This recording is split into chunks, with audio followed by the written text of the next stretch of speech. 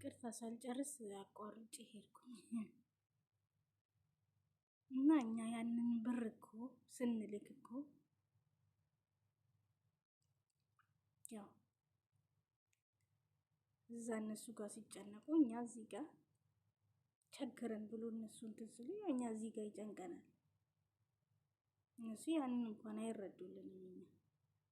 እኛ እያመመን እንኳን አመመን አንልም። ስንደውል እንኳን ህመማችንን ደብቀን ቁስላችንን ደብቀን ብዙ ነገራችንን ደብቀን እኮ ነው አይደል እንዴ? ያንን ግን ማንም አይረዳልንም። እኛ እዚህ ጋር እኛ የለንም እንኳን ብንል ማንም አይረዳንም። በቃ እኛ እዚህ ጋር የሆነ ብር የሚታፈስ ይመስላችኋል? እውነቴን ነው። በቃ እዛ እኛ እዚህ ጋር ምናጣ አይመስላችሁም?